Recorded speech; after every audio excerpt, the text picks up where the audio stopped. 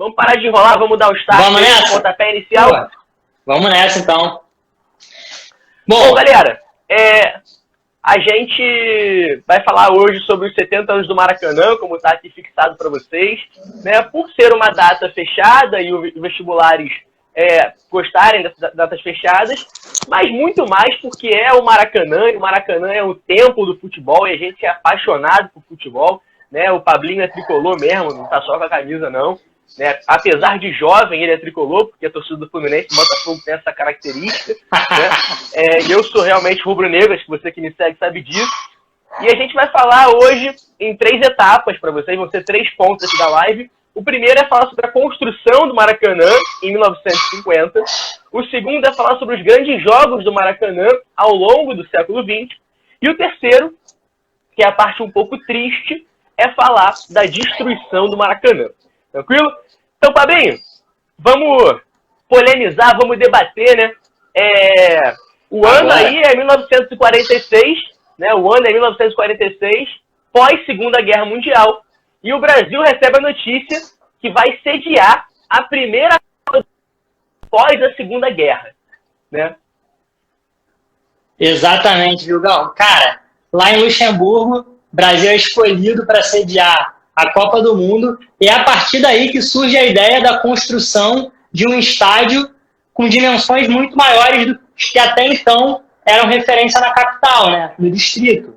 Rio de Janeiro foi Distrito Federal, era ainda nessa época, e os principais estádios, principalmente do município, a gente tinha as Laranjeiras, a gente tinha São Januário, a gente tinha a Gávea, mas era pré-requisito para isso no estádio de dimensões maiores, né, para receber um grande público. E aí a gente vai ter a nomeação do Brasil como sede em 1946, mas as obras só vão se iniciar em 1948. E aí tem uma história curiosa. O que era o terreno onde vai ser construído o Maracanã? Cara, boa. Só um comentário, né? Tu imagina a Copa do Mundo sendo disputada na Gávea, aquele estádio pequenininho lá na Zona Sul, em Laranjeiras ou em São Januário, né? Assim, eu acho que Laranjeiras e São Januário tem até mais um charme. Mas tu imagina ver o jogo de Copa do Mundo na Gávea, aquele cimentão pro alto, assim, todo estranho, né? São Januário e Laranjeiras já tem lá o seu charme. Mas enfim, São Januário já recebeu os comícios de Getúlio Vargas, né? Vamos falar sobre isso, né? Porque, situando historicamente, né, a gente recebe a nomeação em 46, então o Brasil tinha acabado de sair da Era Vargas. E a gente vai ter que comentar um pouquinho da Era Vargas para entender um pouco a atmosfera da discussão, da criação do estádio, porque ele vai ser muito discutido, né? Inclusive, um spoiler, né? Porque no presente, né, em 2013, não se discutiu a construção do novo Maracanã. Nessa época, a gente teve uma discussão na imprensa, sobretudo, muito forte, né? Mas, enfim, quando o Pablo me pergunta o que era ali o terreno do Maracanã, né? O Maracanã era uma espécie de clube popular, né? Era um clube de jockey, de corrida de cavalo, era o Derby Clube, né? Ele foi comprado ali em 1885, então no final do século XIX, né, ainda no Império, né, então dentro do Império você tinha um clube de corridas de cavalos, e aí você vai, finalzinho do século XIX, início do XX, as corridas de cavalo eram muito famosas no Brasil, você tem até hoje um lugar que hoje em dia ele é um lugar de festas de jovens playboys que têm dinheiro, né, que é o Jockey Club, né? Mas ele já foi ele ainda na verdade, um lugar de corrida de cavalos que era uma modalidade que atraía bastante a população carioca. E o Derby Clube, né, era uma espécie de jockey gigante, né, que ficava bem no centro o centro que eles falam geométrico do Rio de Janeiro, ali um entreposto, né, Tijuca, como uma ligação entre a Zona Norte, Zona Oeste e Zona Sul e Centro. E aí você vai ter a decisão, né, de construção ali do Maracanã. Só que essa decisão não foi algo fácil de ser tomada, né? Porque você vai ter uma disputa, Pablinho, entre 2 grupos, né? dois grupos que vão discutir a construção desse estádio. Um grupo é um grupo mais ligado aos ideais do Getúlio Vargas, né? É um grupo mais ligado àquele ideal ali do trabalhismo, do populismo, que enxerga a população mais pobre, né? Vamos dizer, com mais carinho, né? E um outro grupo, né, que enxerga a população ali com menos carinho, que é mais liberal, né? O primeiro grupo quer a participação do Estado, o segundo grupo não quer a participação do Estado, né? E esses dois grupos vão discutir a criação do Maracanã na imprensa. Então, esse primeiro grupo, Pablo, que aí a gente pode falar que tem um cara chamado Mário Filho, né? Outro cara famoso, o Thales vai gostar, um tal de Ari Barroso, né? Inclusive compositor, né? E do outro lado, quem? Personagem histórico que volta e meia a gente fala na história dele em vários períodos. Carlos Lacerda, de novo ele, né? Empatando. Que maluco mala. Empatando a construção do Maracanã na região da Tijuca. Ao lado do Lacerda, nós tínhamos um cara chamado Tito Lívio e a família Matarazzo, que era uma família de industriais que desejava envolver na construção do estádio a iniciativa privada, né? Mas a discussão não era só essa, não. A discussão era em relação também à localidade do Maracanã, né? O Ari Barroso e o Mário Filho defendiam que a construção fosse... Que o argumento do Mário Filho, do Ari Barroso, na defesa da construção do Maracanã no terreno onde foi de fato construído na Tijuca, era a centralidade e também a facilidade de compra do terreno, já que o Derby Clube, a essa época, ele já não estava mais sendo utilizado para as corridas de cavalo, né? Ele virou uma espécie de terreno baldio, enfim, era guardado coisa do exército na região, no local, e esse era o argumento deles. Do outro lado, o Lacerda queria a construção em Jacarepaguá. Segundo o argumento do Lacerda, é porque Jacarepaguá tinha espaço para um projeto olímpico.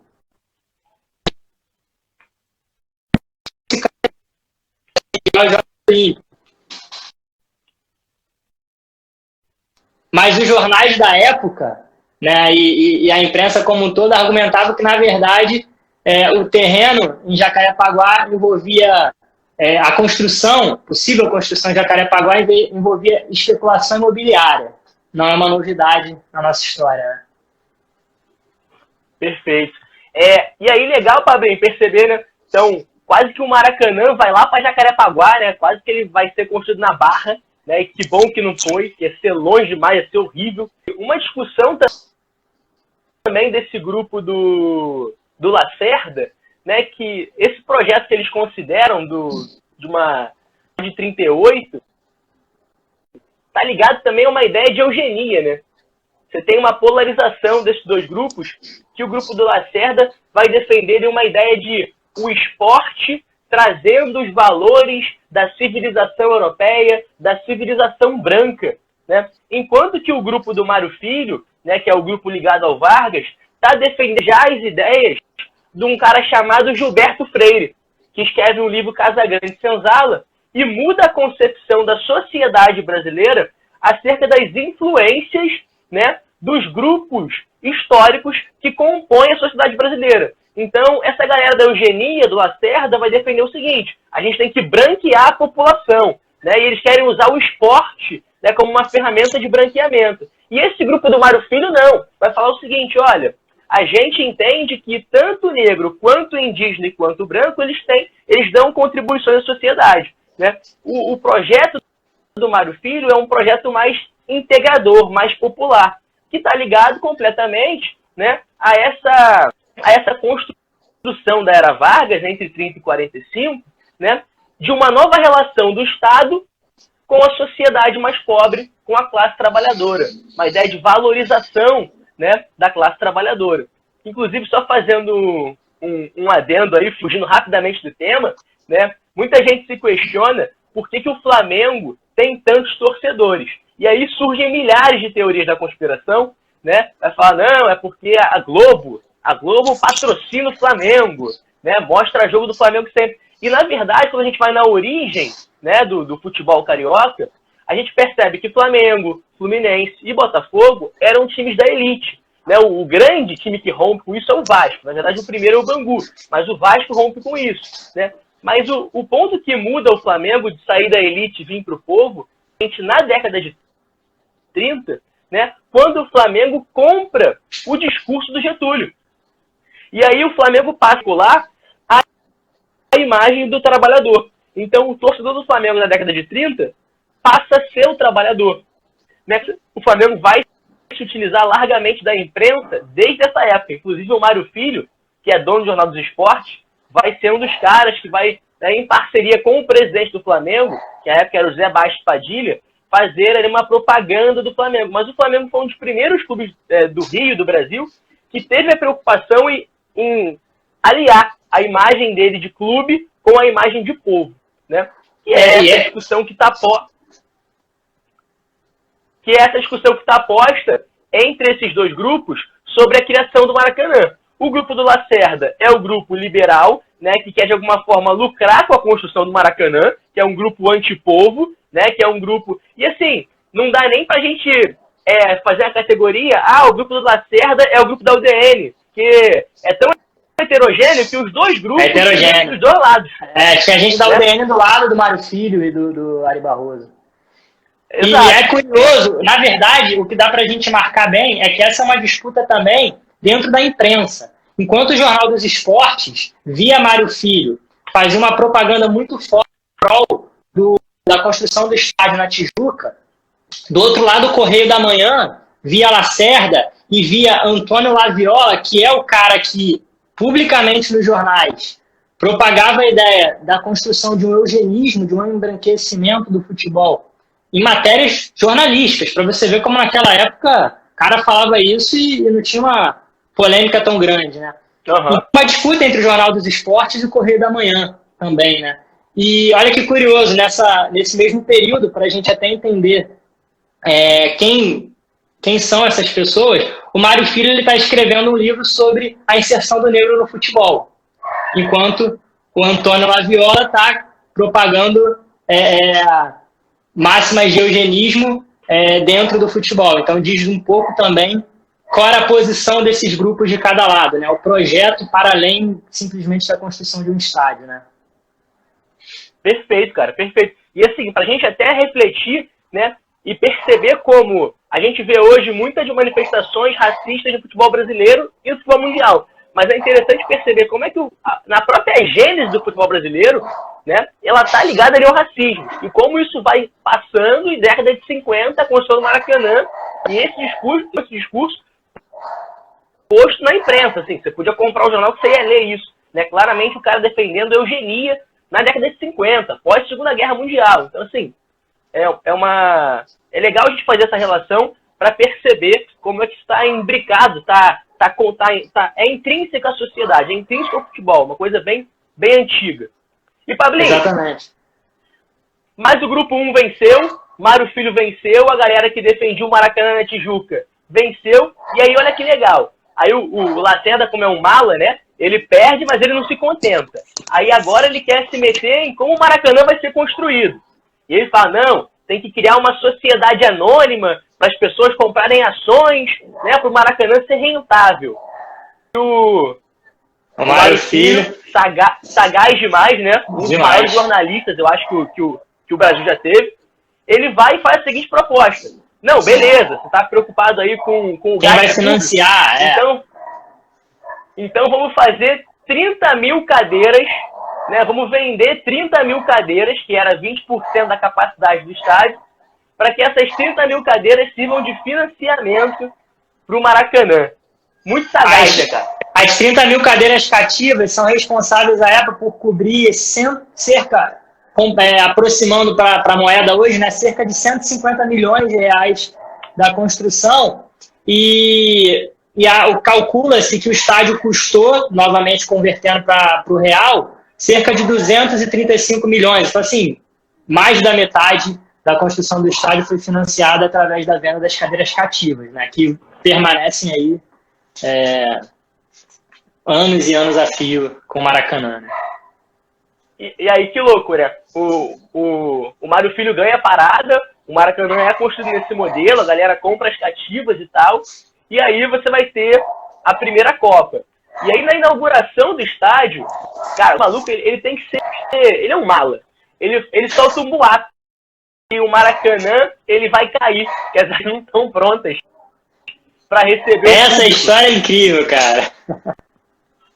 E aí o de Moraes, ele vai e fotografa os operários subindo na arquibancada e pulando para mostrar que a arquibancada era resistente, que ela não ia cair.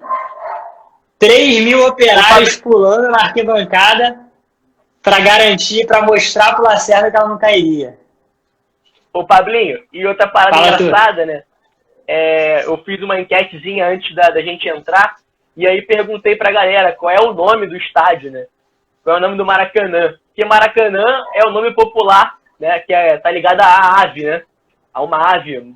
Maracanã-Guaçu. Maracanã-Guaçu. Isso.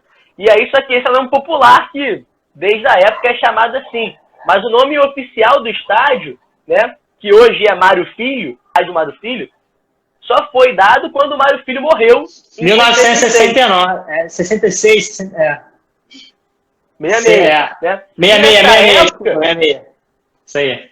Era chamado de Estádio Municipal ou Estádio Mendes de Moraes, que foi o prefeito à época, né, que oficializou. Então, se você de repente vê o vídeo da final de 50, quando o narrador fala, ele fala Estádio Municipal Mendes de Moraes. Né? Então, o Maraca só ganha o nome de Mário Filho mais recentemente, em 65. E quer ver outra parada interessante? Qual é o jogo de inauguração do estádio, né? Oficialmente, é a disputa entre a seleção paulista, um combinado de jogadores dos times de São Paulo, contra a seleção carioca.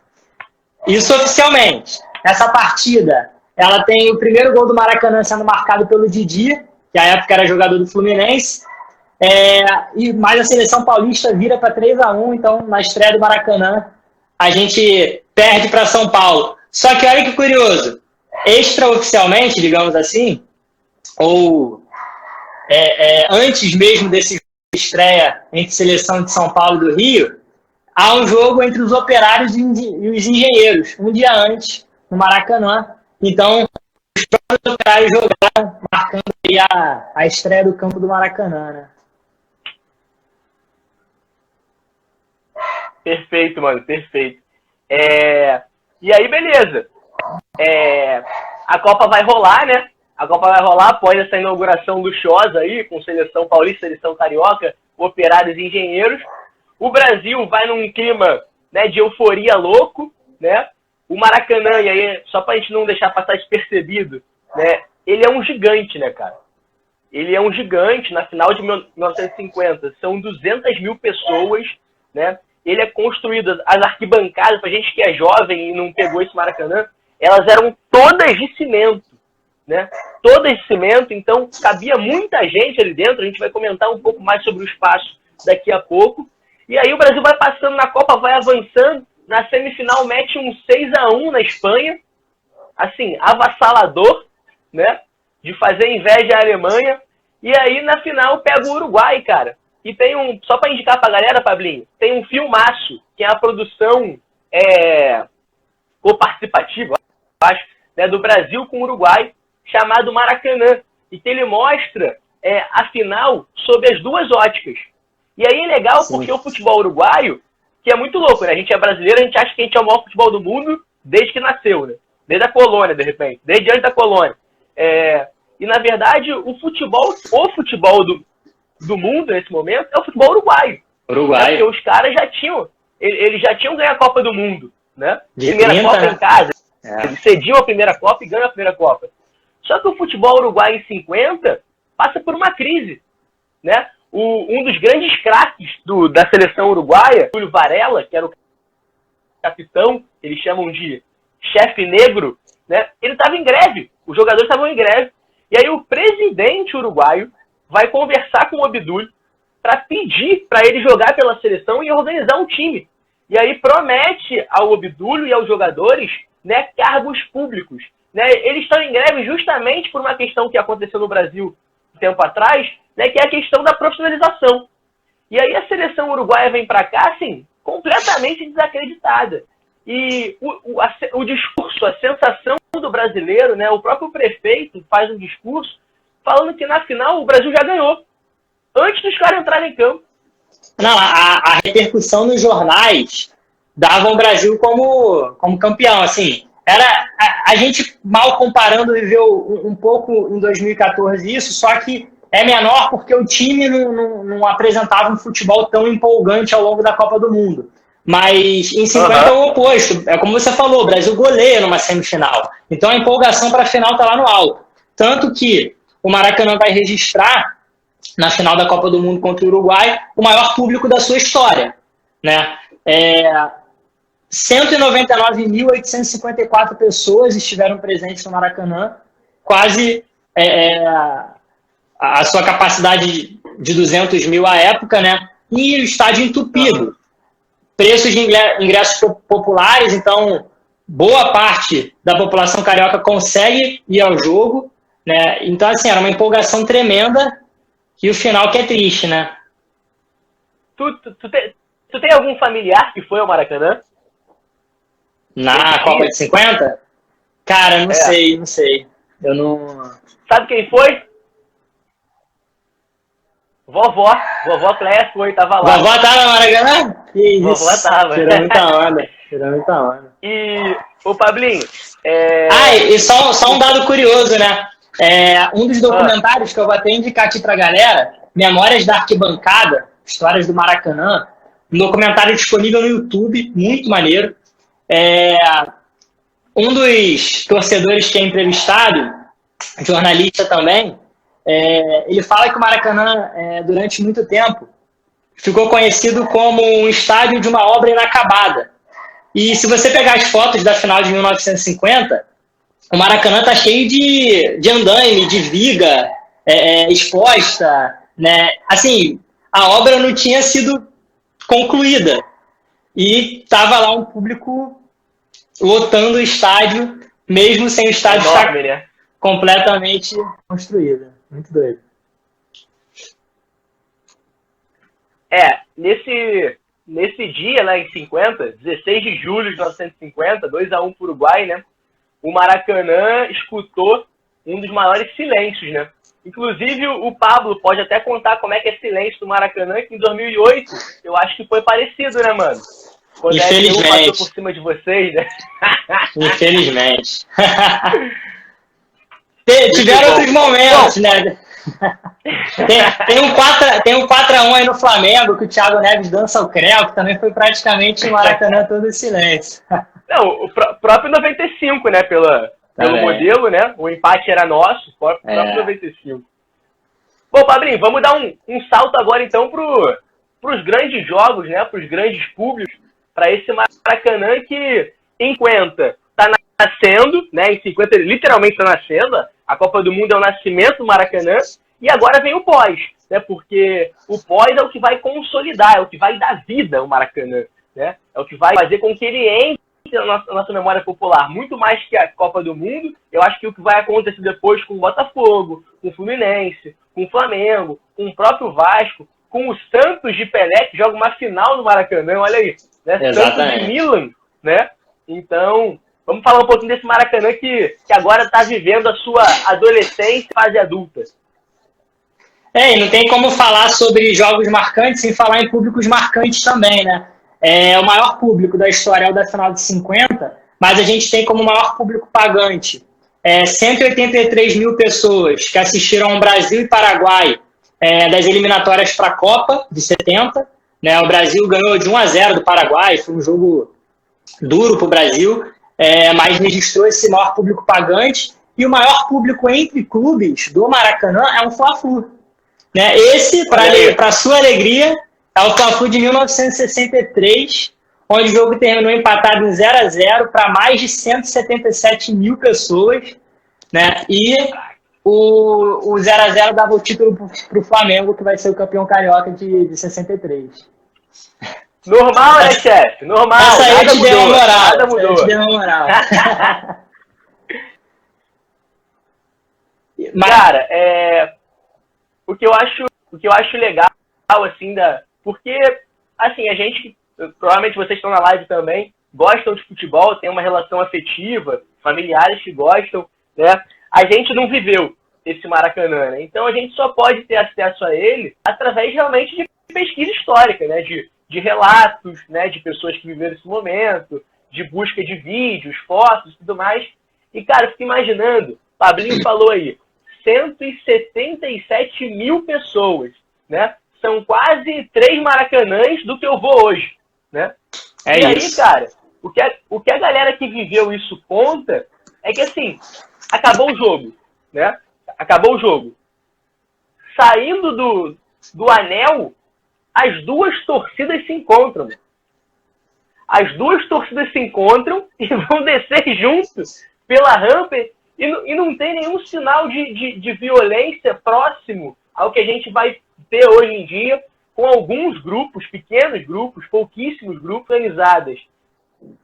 Né? Eu acho sensacional nesse documentário que o Pablinho falou para vocês, do Memórias da Arquibancada, que um entrevistado está falando, e ele conta o seguinte, não, porque pô, a gente voltava no túnel, e aí quando você perdia, era uma via crucis ir embora, né? Você até dava um pouquinho para ver se o cara ia embora para ele não te zoar, porque senão ele ia ficar te zoando, né, até chegar lá embaixo.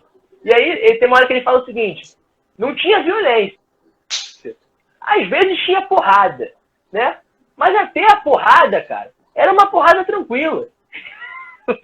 A galera... Ele fala que, assim, saiu o princípio de confusão, os caras discutiam, bate-boca, empurrão, acabou. A galera passava no meio, separava e seguia. Não é briga marcada, não é o que a gente infelizmente vê hoje, né? Exato, o Marcos, meu camarada tio Marcos, um abraço, falou ali que ele cansou de ir para geral. Como ele era chamado, então, era um geraldino, né? Tinha o ethos do torcedor da geral, que era chamado de geraldino. E a geral era incrível porque era onde as torcidas se misturavam dentro do próprio estádio, né? E aí nessa coisa que já está acabando, mas que tem hoje de torcida mista num setor pequeno, não, a geral cabia gente pra caramba. E a geral era do povo, né, cara? Iam os personagens do futebol, né?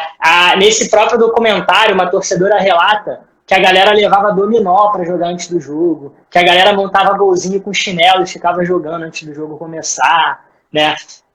O Luiz Antônio Simas, que está nesse documentário, representante da torcida do Botafogo aí no documentário, ele vai falar que o Maracanã é uma experiência civilizatória. Porque, cara, ali se encontrava gente de todos os grupos sociais, né? Se encontravam gente dos mais diversos lugares do Rio de Janeiro, e era um clima majoritariamente de harmonia o tempo todo. Óbvio, tinha a rivalidade, tinha a provocação, mas você tinha convivendo lado a lado os torcedores sem as tensões que tem hoje, sabe? A ponto de o Maracanã ainda tem espaço para torcida mista atualmente nos jogos, mas se você pegar São Paulo não tem mais, Minas não tem mais, o Rio Grande do Sul voltou a tentar fazer isso, o que é triste, né, cara? Porque o futebol, essa é uma das essências do futebol, né? E o Maracanã, durante muitos anos, teve isso muito vivo. Então, olha que legal, né? A gente discute muito hoje o Maracanã, mas quando a gente olha para o antigo, você tem um Maracanã, que ele é um gigante de concreto, e que você tem ali a arquibancada, as cadeiras, e você tem a geral. Então, assim, dentro do Maracanã, quem cabia ali? Cabia o cara que tinha dinheiro, porque ele podia ir para a arquibancada, ou então, se ele tivesse algum tipo de contato, ele ia para a tribuna, né? Cabia o cara, né, que queria ir para a cadeira, e cabia o cara que era muito pobre, né? Nos relatos da galera que vivia esse Maracanã, comenta. Pô, para entrar era uma loucura, a galera ia se empurrando e tudo mais. E aí fala o seguinte, cara, todo mundo ia para esse Maracanã, por quê? Porque se o cara que não tivesse dinheiro quisesse para geral, ele porta do Maracanã, ele pedia um cruzeiro, 2 cruzeiros, uma moeda, outra moeda, e ele entrava. E ia para dentro, isso aí. Então, quando a gente discutiu lá no início que tinham 2 grupos disputando a construção do Maracanã, o grupo do Mário Filho e o grupo do Lacerda, é também porque o Maracanã, ele é símbolo de uma política cultural, econômica e social brasileira, né, que durante muito tempo, né, olhava para o trabalhador com alguma simpatia, com algum carinho, e queria incluir esse trabalhador na sociedade brasileira, que era o trabalhismo dos anos 30. Então o Maracanã é mais que um estádio, mais que um lugar onde a gente viveu afetos, alegrias e tristezas, ele também é um projeto de sociedade. Exatamente. O Maracanã é um projeto da civilização brasileira. Né? E aquele espaço ali englobava todo mundo. Exatamente. E a mudança dele a partir de 99, depois a gente vai falar disso, mostra um pouco também da mudança desse projeto de sociedade, né? O torcedor do Flamengo, nesse documentário, agora me fugiu o nome dele, ele fala que o Maracanã era o sonho de qualquer pessoa. Ele, inclusive, vem do norte, para o Rio de Janeiro, e ele fala que a primeira coisa que ele queria conhecer chegando no Rio era o Maracanã. Maracanã era uma extensão da vida do carioca, então todo mundo queria conhecer o Maracanã. E todo mundo frequentava o Maracanã. Né? A gente estava conversando antes de entrar aqui ao vivo, que você não tinha grandes públicos todo jogo, mas você tinha uma média de público muito maior, porque o povo frequentava o Maracanã, o ingresso era mais acessível, né? E era um espaço democrático, o que hoje não é muito por aí, né? Perfeito. O Pablinho, ao longo da vida do Maracanã, acho que ele viveu o seu ápice, né, 60, 70, 80 e até mais. Conta pra gente aí que, na verdade, o maior público não foi com a bola rolando, né? E aí, se tiver algum roqueiro aqui na live, já até deve ter entendido a referência. Pô, então, dos grandes públicos do Maracanã, o maior deles foi o show do Kiss, cara. Esse show acontece em 1983, um show para mais de 250 mil pessoas. Pô, aí quem tá assistindo vai perguntar, pô, vocês falaram que o Maracanã tinha capacidade para 200 mil, como assim, né? É porque usou parte do campo, então o público ocupou também parte do gramado. A verdade é que roqueiro não respeita nada, a verdade é essa. E aí, além do show do Kiss, rolou um show também em 80, do Frank Sinatra, para 180 mil pessoas. Então, tá aí no ranking dos maiores públicos do Maracanã. Agora, esse de 83 é muito curioso, cara. Porque depois do show, o show do Kiss fez um estrago danado no gramado do Maracanã. E aí, a drenagem estava horrível, tinha entupido o sistema de drenagem do Maracanã. Aí os caras foram olhar a planta do Maracanã para localizar onde ficava cada acesso da drenagem do gramado. E os caras não acharam nas planilhas, nas documentações de construção, as plantas. E aí foi incrível que os caras começaram a cavar, tem umas filmagens sobre isso, os caras começaram a cavar vários buracos no gramado para tentar achar o sistema de drenagem e desentupir. Então eles pioraram o que o show do Kiss tinha feito com o gramado. Tinha parte do gramado que parecia chiqueiro, cara, assim, a lama pura. Então, impactos que um show do maior público da história do Maracanã causou aí, né? Estádio não é pra show, né, cara? Show. Agora, olha que estádio é pra futebol. Tem um cara muito famoso na história do futebol, que ele tem uma frase excelente, frase cheia de marra, né, e cheia de polêmica, que ele fala o seguinte: somente 3 pessoas conseguiram o silêncio absoluto do Maracanã.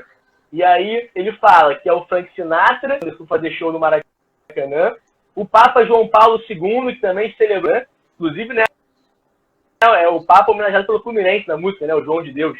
João de Deus. E o terceiro cara que conseguiu o silêncio absoluto no Maracanã, o nome dele se chama Gigia, né, ou Gigia, né, que foi o uruguaio, que fez o segundo gol. Uruguai, lá de virada, né, aquela derrota. No famoso Maracanaço. É isso mesmo. E ele tem essa duro, cara, duro. Fabulosa. Agora, falando de grandes jogos, entre clubes, né, tem alguns que eu acho legal da gente mencionar. Em 1962, teve um Botafogo e Flamengo, que o empate era do Flamengo, só que tinha um pequeno problema com o Flamengo. Do outro lado jogava um cara chamado Garrincha. E o Garrincha, nesse jogo, irmão, vai meter um hat-trick, como a galera chama hoje, e o Botafogo vai levar o título carioca num 3-0 espetacular. um hat-trick. Tá de brincadeira. Uma vergonha, né? Vai meter 3 gols, né? Pô. Garrincha tá se revirando no túmulo agora. Pô, brincadeira, né? Até isso americanizaram. Cara, Pablinho, se liga. Queria comentar um pouquinho, porque esse Maracanã que vai começar a celebrar show, começar a celebrar missa, também já é sintoma de um Maracanã que está cansando, né? É um Maracanã que sofre com os descasos do poder público, porque o Maracanã ele pertencia ao Estado, né? A famosa ali Suderge, né? E é um Maracanã que ao longo da década de 90, Suderge informa, que ao longo da década de 90 vai começar a ser exposto, né, os problemas estruturais, né, atrás, né? O Maracanã, ele nunca deixou de estar em obra. Desde 50, né, até recentemente, né, a ideia é que ele está numa obra permanente. E a década de 90 vai começar a trazer umas críticas a essa estrutura, né, a TV vai começar a ficar em cima, vai mostrar o desgaste, vai mostrar o descaso com o Maracanã. E aí você vai começar a ter uma certa interferência, né, do Estado no Maracanã. Né? Você vai começar a querer mudar um pouco o perfil dele.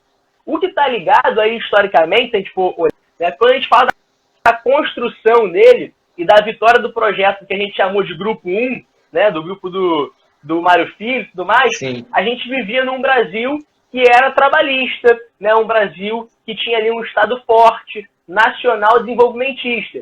E essa vai ser a tônica, né? 30, 40, 50, 60, 70, né? Até mesmo durante a ditadura, você tem um Estado forte no sentido de participação da economia, das empresas estatais e tudo mais. A partir da década de 80, e aí a década de 90 é a década que marca isso, você tem uma mudança na orientação política, tanto mundial, né? Mas o que manda o Brasil é a década de 90, que é o neoliberalismo, né? Que vai querer tirar o Estado, né, de tudo o que é possível, né? Só deixar no mínimo necessário, né? E o Maracanã passa, então, na década de 90, a ser objeto de desejo, né? E aí vai começar uma desconfiguração, uma descaracterização do Maracanã como era na construção original, né? Bom, para quem não lembra, eu e o Vilg também não frequentamos o Maracanã na época da sua... até 99, né, que foi quando ele para a sua primeira grande reforma, também não frequentamos, que era quando tinha toda a sua arquibancada em concreto, né, e embaixo a geral. A primeira grande reforma no Maracanã, ela vai ser em 1999, feita para o Mundial de Clubes da FIFA, e olha aí, padrão FIFA, para o Mundial de Clubes de 2000. E aí, nessa reforma, o que muda no Maracanã? O anel superior, que era da arquibancada de concreto, vai ser colocado nele aquelas cadeiras em cores branco, azul, e amarelo e verde, né? É o primeiro momento onde o Maracanã vai perder uma grande parte da sua capacidade. Inclusive, Pablinho, a minha memória de Maracanã antigo é essa cadeira. Exatamente, a minha também. E daí eu frequentei bastante. Eu começo a frequentar bastante Maracanã a partir de 2002, que é essa cadeira. É essa cadeira na arquibancada.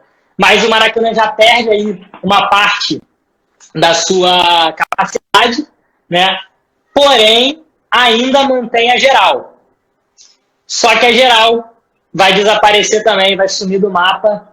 Alguns anos depois, na preparação para os Jogos Pan-Americanos, o Brasil ganha o direito de sediar os Jogos Pan-Americanos 2007. E aí, 2 anos antes, começam as movimentações para mais uma obra, para deixar o estádio, mais uma vez, no padrão que os comitês internacionais exigiam. E aí, irmão, a geral vai para o saco. E tem um acontecimento muito simbólico, viu, que está presente num documentário, que é o seguinte: quando os operários começam a perfurar a geral do Maracanã para a instalação das cadeiras azuis que vão entrar para os Jogos Pan-Americanos, um repórter vai entrevistar um operário e ele pergunta: e aí, cara, você está feliz com essa obra que vai modernizar o Maracanã? Ele fala: pô, eu tô feliz e tô triste. Eu tô feliz porque eu consegui emprego, eu estava desempregado há muito tempo, e essa obra me proporcionou um emprego, mas eu estou triste que eu estou destruindo o espaço que eu frequentava.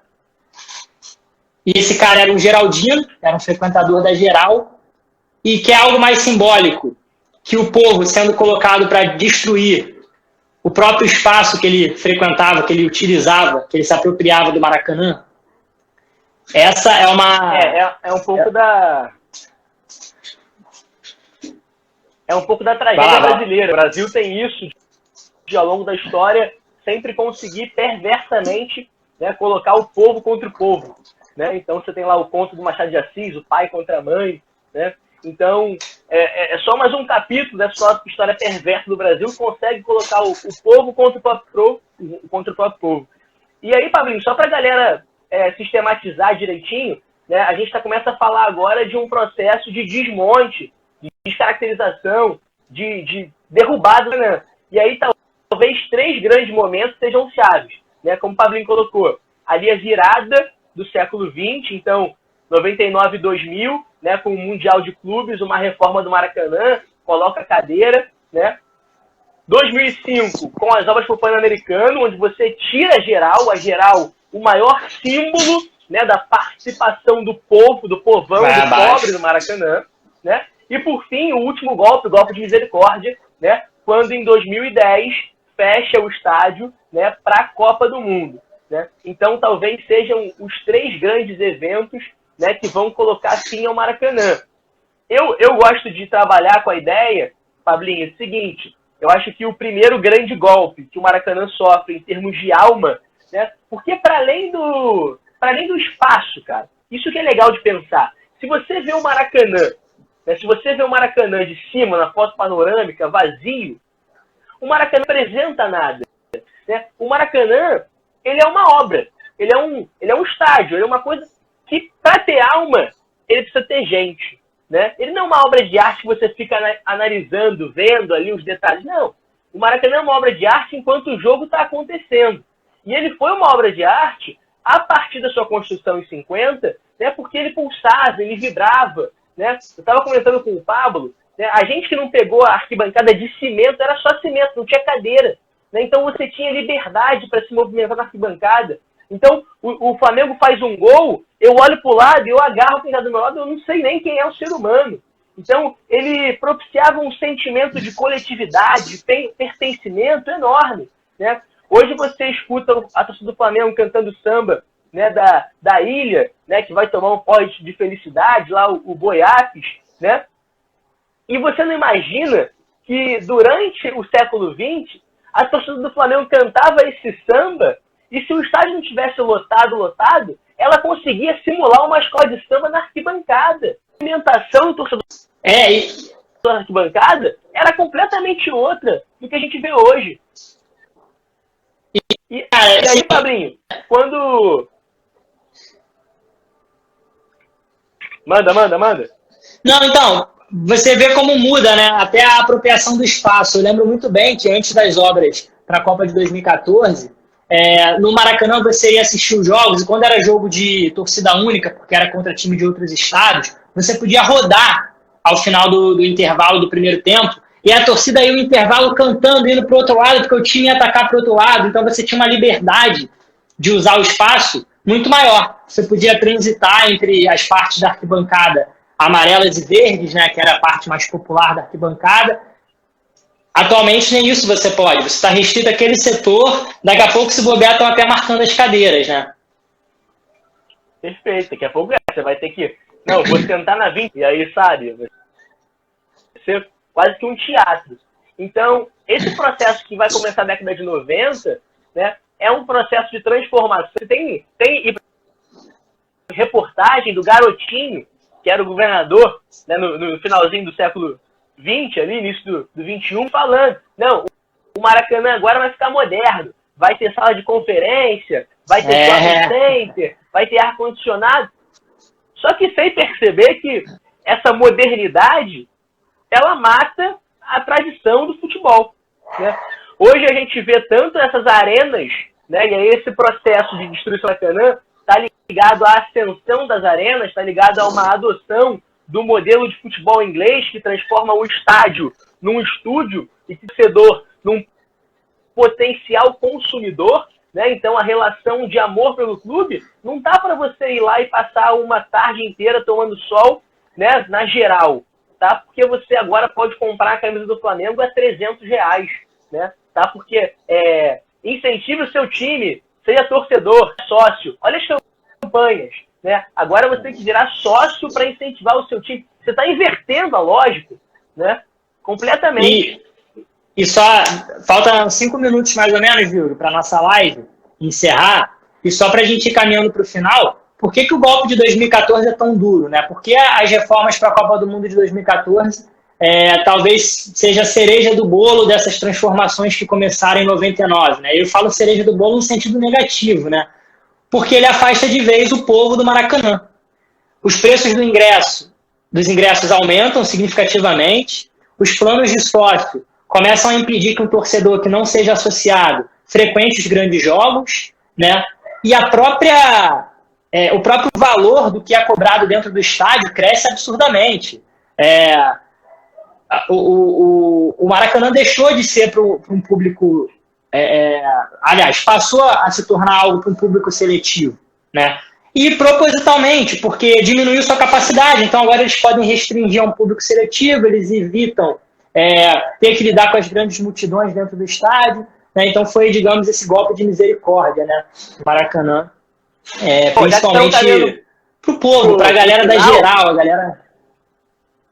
Já que estamos caminhando para o final, queria só falar a minha experiência no Maracanã. Porque assim, a gente olha só, nem pegou. É o jogo mais marcante no antigo Maracanã, esse é o jogo mais marcante no novo Maracanã. No novo, né? Assim, pra gente antigo, nem tão antigo, porque a gente pegou o Maracanã já pós-2000, né? Que já tinha sofrido a primeira interferência. A gente não chegou a pegar aquele raizão, né? E aí é final de 2000 mesmo, Flamengo 1, Flamengo, tinha 5 aninhos, eu tenho uma vaga lembrança. No apito tava meu pai, né? A Luísa viu capitão, tava com meu irmão, né? Com a namorada do meu pai na época e tal. Então a minha lembrança no antigo. No novo Maracanã, cara, aí, né? Paradoxalmente, futebolisticamente pelo Flamengo é só alegria. Então é até difícil encontrar um momento de felicidade tão grande. Mas eu acho que o último, Flamengo e Grêmio, 5-0, né? A semifinal da Libertadores, né? Já que a final teve que ser fora. A semifinal foi o momento mais feliz. 5-0 no Grêmio, eu e meu irmão no Maracanã. Foi sensacional. Pô, eu vou subverter um pouco algo que eu mesmo propus, cara. Eu vou falar de 2 experiências no Maracanã pré-2014, né? Mas vou contar uma boa e uma ruim no mesmo ano, cara. O momento marcante, assim, da minha história no Maracanã são as quartas de final de 2008 da Libertadores, né? Fluminense e São Paulo. Primeiro jogo lá no Morumbi tinha sido 1-0 São Paulo. Aquele São Paulo que tinha Adriano.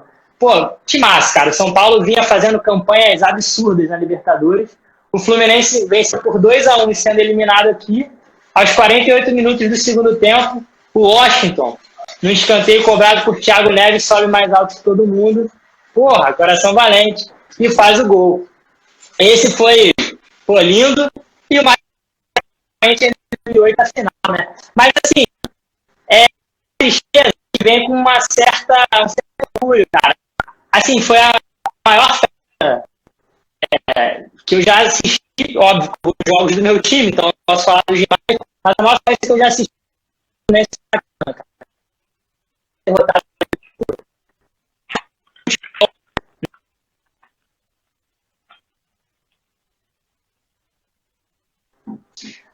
Ó, o Marcos Medeiros, tio Marcos, conta pra gente aí o seu. Ó, Ângelo tá falando também, jogo mais marcante dele. Flamengo e Cruzeiro, gol do ceifador, 1-0 Flamengo. Marcou bastante por ser o jeito e a família foi junto assistir esse jogo. Batedor de pênalti. Lembra desse aí, viu? Olha isso que eu queria fazer. Cara, não consigo lembrar, não.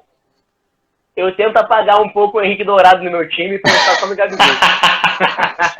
Agora tá fácil, né? Irmãozinho, faz aí a tua conclusão. A live acabou de me informar aqui que faltam 1 minuto e 50. Só pra gente não acabar sendo cortado pelo Instagram. Basicamente, agradecer, irmão, a parceria de sempre aí, já de anos, né? Desde 2013, né?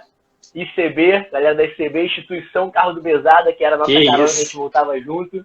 E desde então a gente tem essa amizade tão bonita que a faculdade pôde proporcionar, um dos maiores presentes da faculdade. Então agradecer a tua amizade, agradecer a galera que ficou até o final e quem entrou também e saiu ao mesmo tempo, tá lindo, né? E é isso, irmão, que o nosso futebol possa viver momentos melhores, possa voltar para as mãos de quem ele nunca deveria ter saído, né? Que são seus torcedores, são o povo, é a massa. O futebol é um jogo de massas, nunca se torne algo frio que nunca vira um teatro. Então, meus votos de que ele retorne, né, para os braços que ele ia ter saído. Ó, a Alana falou que o jogo marcante dela foi Flamengo e Náutico 1-1, gol do Léo Moura. Você lembra o ano, Alaninha? E, irmão, queria também agradecer sua parceria, ter aceitado o convite. Acho que foi bem bacana esse encontro. Falamos de muita coisa legal, né? E também o estudo prévio que a gente fez sobre isso, acho que trouxe pra gente um conhecimento muito legal e até uma mudança até de uma percepção, né? A gente já tinha, mas reforçar essa coisa que o Maracanã deve e precisa continuar, aliás, precisa voltar a ser do povo, né?